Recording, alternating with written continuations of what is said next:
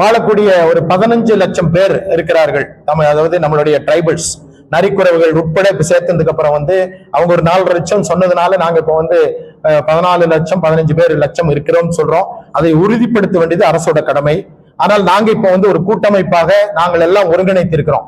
பல சங்கங்கள் பல இருந்ததை எல்லாம் மீறி நீலகிரி மாவட்டத்தில் ஆரம்பிச்சு அங்க இருக்கக்கூடிய 6 வகையான பிவிடிஜி சங்கம், அதே போல கோவையில் இருக்கக்கூடிய முதுவர், மலசர், மலை மலசர், காடர் உட்பட, அதே போல ஈரோட்டிலிருந்து நம்முடைய விழுப்புரம் வரைக்கும் இருக்கக்கூடிய மலையாளி மக்களையும் ஒருங்கிணைத்து காஞ்சிபுரம், திருவள்ளூர், பெரம்பலூர், அரியலூர், அப்புறம் திருவண்ணாமலை என்று இருக்கக்கூடிய அனைத்து மாவட்டங்கள் உள்ளடக்கிய இருளர் மக்களையும் ஒருங்கிணைத்து நாங்கள் எல்லாம் ஒன்றுபட்டால் உண்டு வாழ்வுன்னு சொல்ற மாதிரி எல்லாரும் ஒன்றுபட்டு நம்மளுடைய காரியங்களை நாம் நீங்க எப்படி சொன்னீங்க, நீங்க அரசாங்கத்தில் கேட்கலாம்னு சொன்னீங்களே, அதுக்காக நாங்கள் எல்லாம் இணைந்து அரசை நாங்கள் இந்த சபையின் மூலமாக திட்டங்களை வகுத்து அரசு எங்களுக்கு உதவி செய்ய வேண்டும்.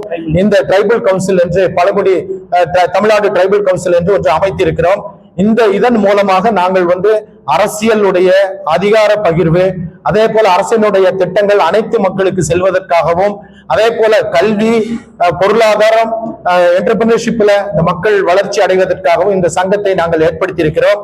இது அரசாங்கத்தினுடைய அமைப்பில ஒரு அங்கமாக வகித்து அரசு எங்களை அழைத்து திட்டமிடுவதிலும், அரசு எந்த ஆலோசனை வேண்டுமானாலும் இந்த சபை மூலமாக கேட்டு இந்த மக்கள் பயன்பெறும் வகையில நாங்கள் எல்லாம் ஒருங்கிணைந்திருக்கின்றோம். எனவே இந்த ஒருங்கிணைந்த இந்த சபை தமிழ்நாட்டிலே நல்ல திட்டங்களை செய்துவதன் மூலமும் எங்களுடைய குறைகளை, எங்களுடைய ஆதங்கங்களை வருகின்ற தேர்தல் மூலமாக இந்த மக்களை நாங்க அந்த பகுதியில் சொல்லி இருக்கிறோம். நீங்க அந்தந்த வேட்பாளர்களை அணுகி எங்களுக்கு இந்த திட்டங்களை செயல்படுத்துவீர்களா, செயல்படுத்துவதானால் மட்டுமே உங்களுக்கு வாக்களிப்போம் என்று நீங்கள் அவர்களிடம் ஒரு உறுதியை பெற வேண்டும் என்ற ஒரு இதை சொல்லி இருக்கிறோம். நம்மளுடைய மக்களுக்கு ஒரு அமைச்சர் வழங்க வேண்டும் சொல்கிறோம். தலித்துல நீங்க பார்த்தாலும் கூட இன்னைக்கு எத்தனையோ பேர் தலித் அரசாங்கம், தலித்துல எம்எல்ஏக்கள் இருந்திருக்கிறாங்க. ஆனா ஒரு துணை முதலமைச்சர் கூட ஒரு தலித்துக்கு ஒரு வழங்கவில்லை. வருங்காலத்துல நம்ம என்ன சொல்லணும்னு சொன்னால், எந்த ஆட்சி வந்தாலும் சரி ஒரு தலித்துல ஒரு துணை முதல்வர் வேண்டும், ஒரு பழங்குடியில ஒரு அமைச்சர் வேண்டும் என்று யார் சொல்கிறார்களோ, ஏன்னா மற்றவங்களுக்கு இப்ப ஏடிஎம்கே கூட கிடைக்கும், டிஎம்கே கூட கிடைக்கும்ங்கிறது எலெக்ஷன் வந்ததுக்கு அப்புறம் தான் தெரியும்.